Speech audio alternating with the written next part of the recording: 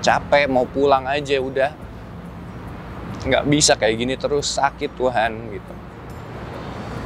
Mau mati aja, minta mati pada waktu itu.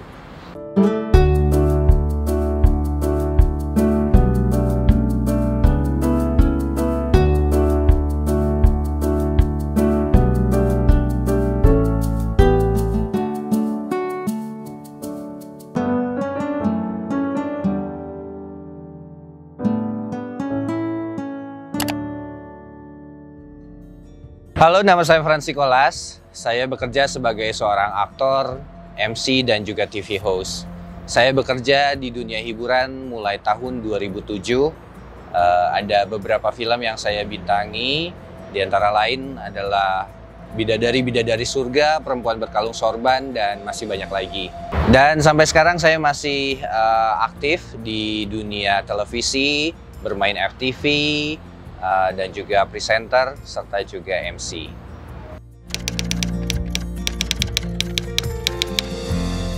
Awal mula saya terjun ke dunia hiburan itu sebenarnya karena saya bandel pas kuliah. Jadi dulu tuh kerjaannya basket terus sampai akhirnya kuliah sering nggak masuk dan akhirnya drop out. Dan karena drop out akhirnya nggak bisa kerja kantoran. Jadi pada waktu itu saya kerja sama teman saya sebagai seksi sibuknya, sebagai asistennya. Dan pada waktu itu teman saya mau buka kafe di Jakarta, dan pas di Jakarta itu ada agency, modeling agency pada waktu itu yang scouting, yang nge-scout untuk cari bakat-bakat baru. Dari situlah akhirnya saya memberanikan diri karena sebenarnya saya pemalu orangnya, introvert, ya, pendiam juga. Tapi karena tidak ada pilihan lain daripada stuck di sebuah pekerjaan yang nggak ada jenjang karirnya juga, ya udah nggak apa-apa, coba aja. Dan akhirnya coba pertama-tama sebagai untuk iklan-iklan terlebih dahulu gitu. Jadi setiap hari tuh casting, sehari bisa 5 kali casting. Awalnya nyebut nama aja di depan kamera itu udah gemeter gitu. Tapi setelah sekian kali, ratusan kali mencoba, gagal, dan coba lagi, akhirnya lama-lama bisa juga.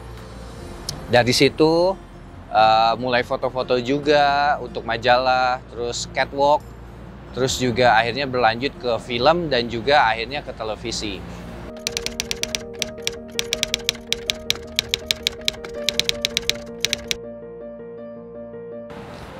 Ada cerita menarik di tahun 2018.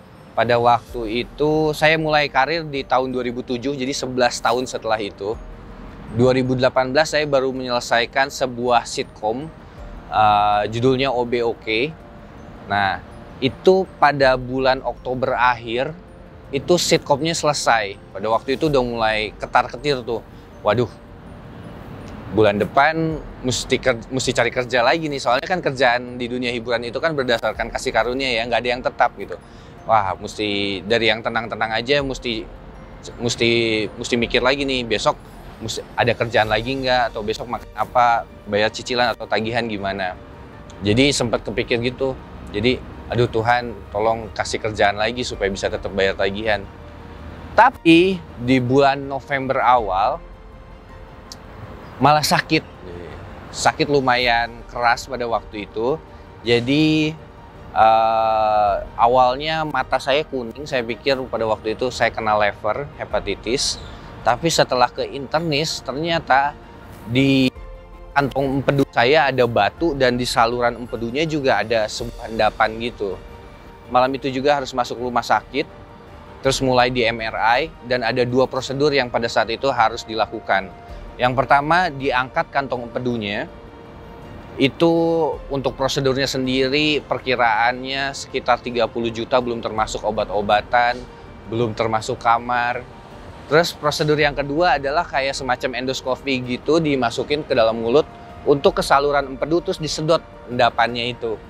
Nah itu prosedurnya kira-kira biayanya sekitar 60 jutaan, belum termasuk kamar dan obat-obatan. Wah, pada waktu itu mikir baru aja selesai project. Kedepannya belum tahu ada project lagi atau enggak, ini malah sakit dan harus keluar biaya untuk pengobatan. Pada saat itu saya nggak punya asuransi, jadi sempat bingung juga. Dirawat seminggu karena nggak bisa langsung prosedur. Uh, Keadaan sudah mulai membaik, tapi bingung gimana nih caranya ya supaya bisa menutupi biaya-biaya tersebut. Nah, dari dulu saya tuh kalau misalnya kenapa-napa nggak pernah cerita sama orang kalau ada masalah. Tapi anehnya teman-teman tahu, mereka mulai transfer. Bahkan ada satu orang, bukan saudara, teman dekat juga enggak, saya pernah cuma bantu di salah satu eventnya. Dia nanya, "Friends, bisa nggak ikut event Cici nih?" Waduh, saya bales, "Waduh, nggak bisa Ci, lagi sakit, lagi dirawat." Dia bingung, sakit apa? Saya cerita, singkat kata, sorenya dia langsung datang sama suaminya. Terus dia bilang, "Friends, udah kamu nggak usah bingung, kamu nggak usah mikir macem-macem. Saya dan suami udah sepakat bantu kamu sampai 70 juta rupiah. Wah, saya pada waktu itu kaget juga karena mungkin saudara aja nggak segitunya. Tapi benar juga kan janji Tuhan gitu. Apa yang nggak pernah dilihat oleh mata, nggak pernah didengar oleh telinga, nggak pernah timbul dalam hati manusia, itu yang dijanjikan, itu yang kita akan dapatkan gitu. Jadi kalau bukan Tuhan, siapa lagi yang bisa menggerakkan hati teman saya ini, Cici ini gitu. Nah, itu salah satu bukti Tuhan tuh Tuhan yang setia, selalu menyediakan gitu. Apapun yang kita butuhkan sekarang, Tuhan sudah jauh-jauh hari menyiapkannya. Jadi kita nggak perlu khawatir. Tapi di saat yang bersamaan ada proses juga yang harus saya lalui, yaitu kerendahan hati.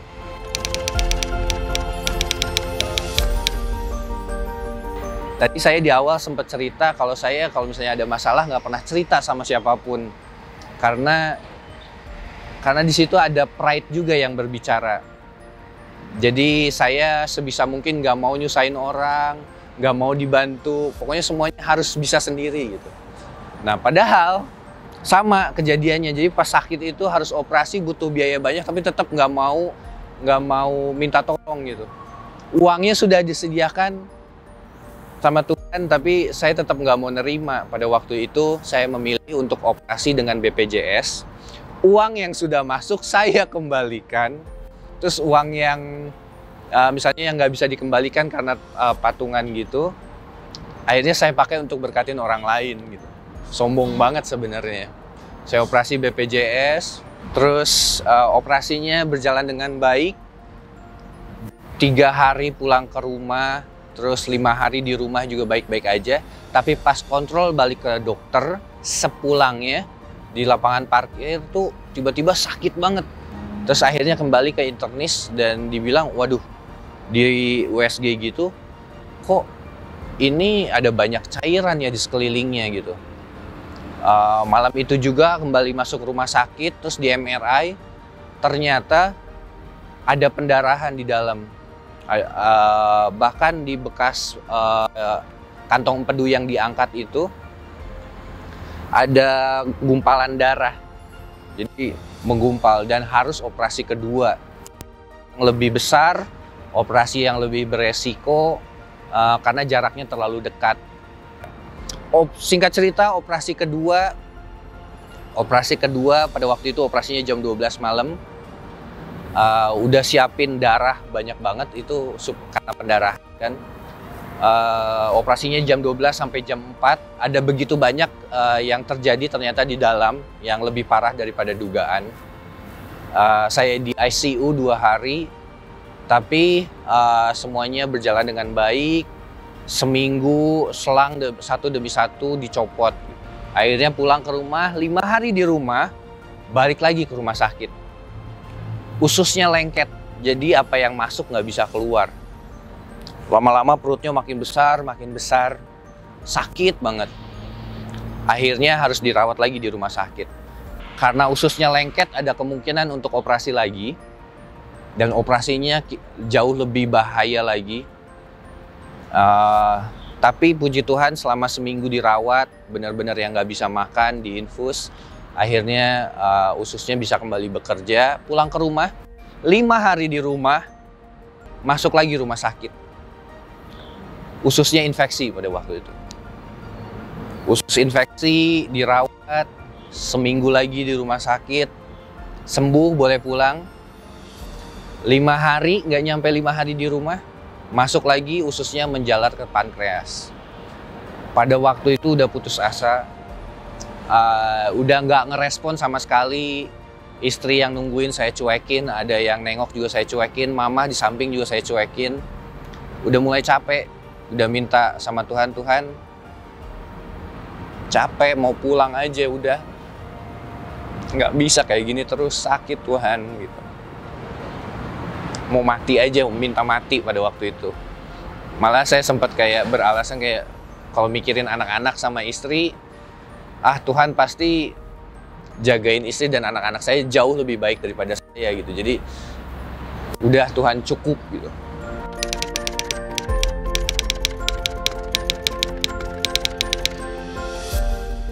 Pada malam itu untungnya keadaan mental seperti itu nggak berlangsung lama.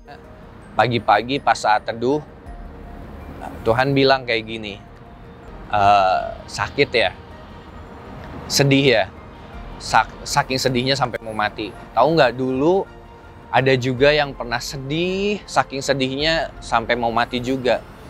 Tapi tahu nggak dia bilang apa? Biarlah kehendakmu yang jadi. Bila cawan ini berlalu, biar kehendakmu lah yang jadi. Dan yang bilang Tuhan Yesus. Dan kalau Tuhan Yesus sendiri yang bilang seperti itu, anak Allah bilang seperti itu, dan dia mau nurut, mau obey, siapa saya gitu.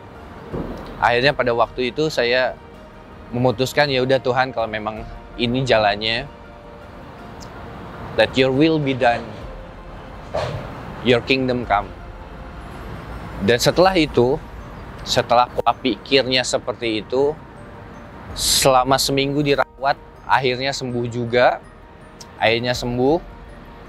Terus proses pemulihan di rumah, dari yang awal-awal kalau misalnya bangun dari tempat tidur itu jatuh lagi karena blackout. Jadi kalau misalnya awal sakit tuh bulan November, itu baru sembuh tuh bulan Februari. Dan ajaibnya, Februari sampai masa pemulihan tidak bekerja sama sekali dan semua biaya dicukupkan.